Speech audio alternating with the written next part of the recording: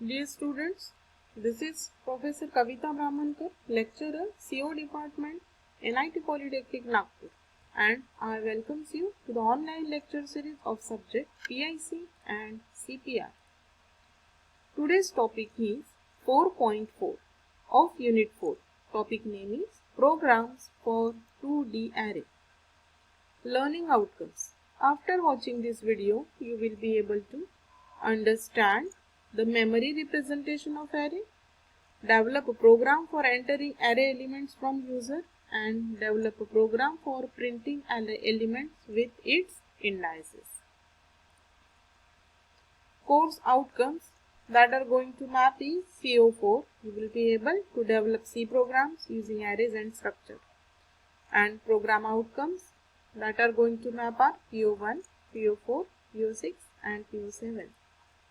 Prerequisite to this topic is you should know the control structure of C language, as well as you should know how we are declaring one-dimensional array and its initialization as well as memory representation. So memory representation of 2D array. हमने last video में भी memory representation 2D array का कैसा होता है वो देखा था. आज हम फिर से उसको रिवाइज करेंगे. सपोज हमारे पास ए नाम का एक मैट्रिक्स है, मीन्स ए नाम का एक एरे है, 2 डायमेंशनल एरे, जिसका साइज है इंटीजर टाइप का एरे है, जिसमें 3 नंबर ऑफ कॉलम्स है एंड 4 नंबर ऑफ रोज है, 3 columns and 4 rows. So 3 into 4 हमारे पास total 3 into 4 that is 12 elements हमारे पास होने वाले हैं एरे में. ओके, तो अगर हमने एरे में इस तरह से एलिमेंट स्टोर किए, ये हमारा first row, second row and third row. तो अगर हम इस तरह से एरे के एलिमेंट स्टोर करते हैं तो फर्स्ट रो में हमने 1 0 12 -1 ये लिखा, ये हमारा column 1, column 2, column 3, column 4. Second row में हमने 7 -3 2 5 और थर्ड रो में -5 -2 2 एंड -10 इस तरह से एलिमेंट स्टोर किए. हमने एरे का 2D एरे का डेफिनेशन इस तरह से देखा था कि 2D array is called an array of array. Okay, so A is itself array. A एक एरे है, लेकिन ये एरे इस 3 एरे को होल्ड कर रहा है. इस 3 एरे का रेफरेंस जो है वो होल्ड करके रख रहा है. हम डायग्रामेटिकली इस तरह से रिप्रेजेंट कर सकते हैं. A नाम का जो एरे है वो 3 एरे को होल्ड कर रहा है. अब 3 एरे कौन कौन से हमारे पास, ये एक पहला एरे, दूसरा एरे और तीसरा एरे. ओके, तो देखिए पहला एरे हमारा जिसमें 4 एलिमेंट्स है, फर्स्ट एरे मीन्स 4 कॉलम्स है, 1 0 12 -1. ये देखिए 1 0 12 -1 ये हमारा फर्स्ट एरे. सेकेंड एरे ये है 7 -3 2 5 7 -3 2 5 जिसमें 4 एलिमेंट्स है मीन्स 4 कॉलम्स है. और ये जो है हमारा चौथा जो हमारा एरे है ये है लास्ट रो हमारा -5 -2 2 -. ओके, तो इस तरह से हमारा जो 2D एरे होता है that is array of array, और हम डायग्रामेटिकली इस तरह से उसको रिप्रेजेंट कर सकते हैं. Now a simple program for entering array elements from user. User से अगर एरे एलिमेंट्स को एंटर करना है तो हम किस तरह से एलिमेंट्स एरे में एंटर करेंगे. सबसे पहले प्री प्रोसेसर डायरेक्टिव प्रिंटफ और स्कैनफ फंक्शन यूज करेंगे, इसलिए हमको इंक्लूड करना जरूरी है #include stdio.h. देन हमारा मेन प्रोग्राम जो है वो इंटीजर टाइप की वैल्यू रिटर्न करेगा, इसलिए हमने उसको रिटर्न टाइप लिखा है इंटीजर. अब ये क्या है, ये कमेंट्स है, ये नहीं लिखा प्रोग्राम ने तो भी चलेगा, लेकिन जो बिगिनर्स है जिनको सी का नॉलेज नहीं है उनके अंडरस्टैंडिंग के लिए हम ये कमेंट्स जो है बीच बीच में लिखते हैं कि ये कोड का मीनिंग क्या है. ओके, तो ये कमेंट है 2D array declaration. Okay, 2D array declaration किस तरह से करेंगे हम, इंटीजर उसका data type, name of the array, 3 number of rows and 4 number of columns. Okay, 3 rows and 4 columns, semicolon. ये 2D का एरे हमने डिक्लेयर कर दिया यहाँ पे. देन वैल्यूज एंटर करने के लिए हमने बोला था कि वैल्यूज जो है वो स्टोर करने के लिए हमारे पास या प्रिंट करने के लिए दो हमारे पास काउंटर वेरिएबल्स चाहिए, 2 फॉर लूप्स यूज करने वाले हैं हम, एक इनर फॉर लूप एंड एक outer for loop. Okay, so I is for row and J is for column. हमको 2 वेरिएबल लगेंगे क्योंकि हमारे पास 2 फॉर लूप्स है. देन पहला फॉर लूप होता है रो के लिए एंड दूसरा फॉर लूप होता है कॉलम के लिए. इसको हम नेस्टेड फॉर लूप भी बोल सकते हैं। So for i equals to 0, i is less than 3, i की वैल्यू है 0, 0 इज लेस देन 3, हमारी कंडीशन ट्रू है। तो पहला ये रो के लिए है, इसलिए हम रो नंबर तक चलाएंगे, 3 तक चलाएंगे ये loop. i is less than 3 में 0 is less than 3, condition true है हमारी। कंडीशन ट्रू है तो हम इस फॉर लूप के अंदर जाएंगे। अब देखेंगे j की वैल्यू है 0, 0 इज लेस देन 4, ये कॉलम के लिए है, इसलिए हमने कॉलम का जो भी साइज है वहां तक चलाया हमने ये फॉर लूप 4 तक। So 0 is less than 4, condition true है, हम अंदर जाएंगे for loop case. Then printf enter value for abc %d %d। अब देखो %d मीन्स i की वैल्यू और यहाँ पे %d मीन्स j की वैल्यू। अब हमारी i की वैल्यू थी 0 और j की वैल्यू इनिशियल वो भी थी 0। सो 0 0 के लिए हम यहाँ पे प्रिंट करेंगे। ओके, सो abc 0 0। ओके, तो abc 0 0 पे हम वैल्यू कौन सी स्टोर करेंगे, abc i of j means इस एड्रेस पे हम i j। ओके, ये एरे हमारा एक ही है, इसीलिए हमको एक ही %d देना है एरे, क्योंकि हमारा एरे abc एक ही एरे है ना, इसे बस उसके अंदर हमने साइजेस लिए हैं रो एंड कॉलम, लेकिन एरे तो एक है, इसलिए हमको एक ही %d देना है। तो इस तरह से हम abc 0 0 को 0 0 का जो एलिमेंट है वो इनपुट कर सकते हैं। अब यूजर जो है वो वैल्यू एंटर करेगा। ओके, देन यहाँ आगे हमने वैल्यू इनपुट किए, फिर अब j++ हम यहाँ पे रिटर्न चले गए। अब j++, j की वैल्यू 1 से बढ़ी, अब i की वैल्यू 0 है और j की वैल्यू है 1। सो 1 इज j की वैल्यू है 1, 1 is less than 4, condition true है। फिर से यहाँ जाएंगे, एंटर वैल्यू फॉर, ये प्रिंट हो जाएगा enter value for abc, i की वैल्यू है 0 एंड j की वैल्यू है 1, 0 1। सो 0 1 जो है उसके लिए सेकेंड एलिमेंट के लिए यूजर वैल्यू एंटर करेगा। फिर j की वैल्यू हो जाएगी 2, देन फिर से हमारी कंडीशन ट्रू हो जाएगी। फिर से हम यहाँ पे जाएंगे और वैल्यू एंटर करेंगे 0 2, 0 2 के लिए वैल्यू एंटर करेगा।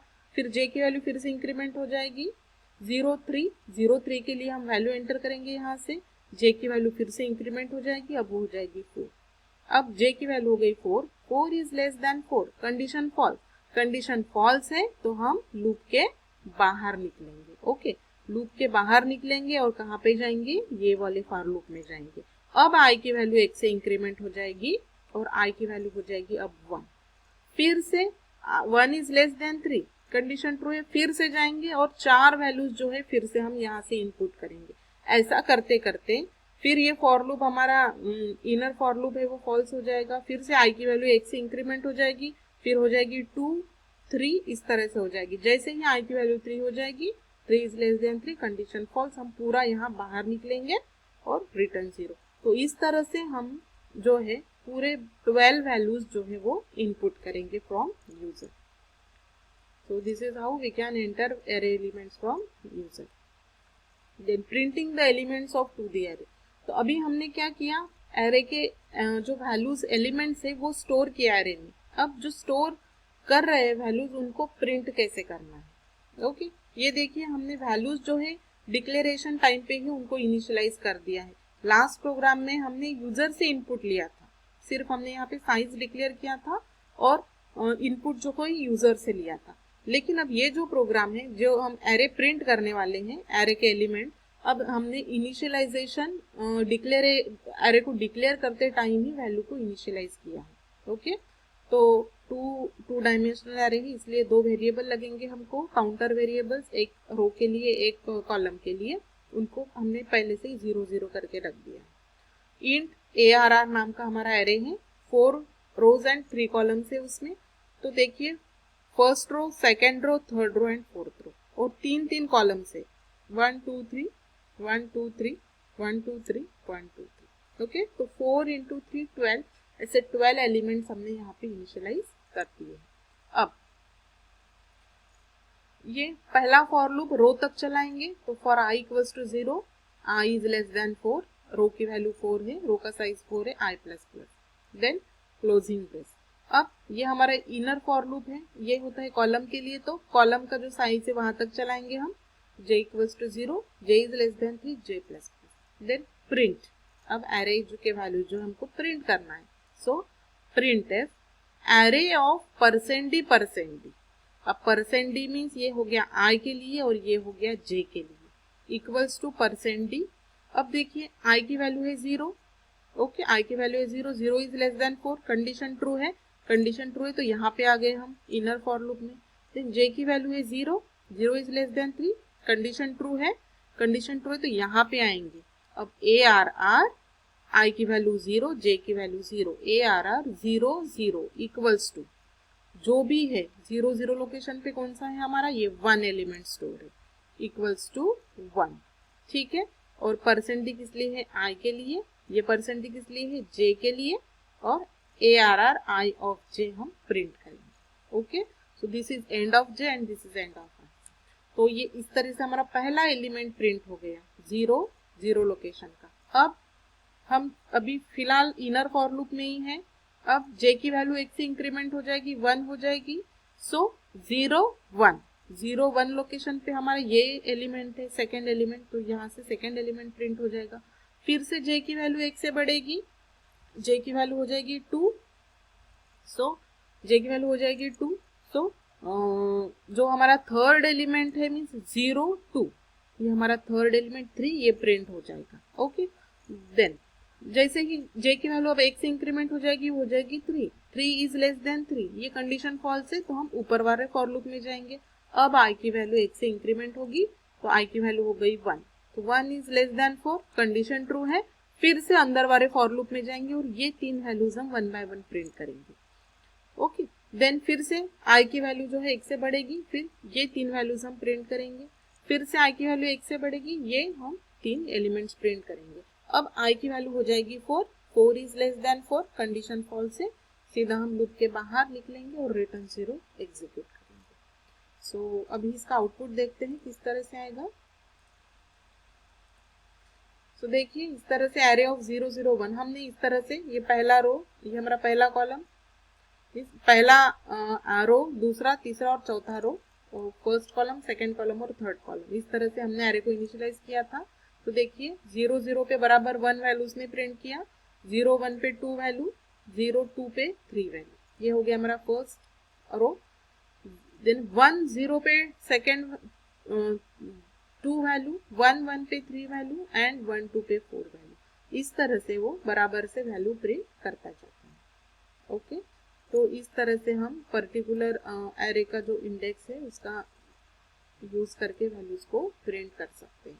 तो प्रिंट एफ एरे का नाम %d और वैल्यू के लिए %d, और किसको प्रिंट कर रहे हैं, एरे को, इसलिए एरे ऑफ i j। तो इस तरह से हम एरे एलिमेंट्स को प्रिंट कर सकते हैं। So dear students, let us summarize today's lecture. We have seen memory representation of 2D array, as well as we have seen program for entering array elements from user, and we have also covered program for printing array elements with its indices. So dear students, I hope you might have understood today's lecture. Thank you. Keep learning and enjoy learning. Thank you so much.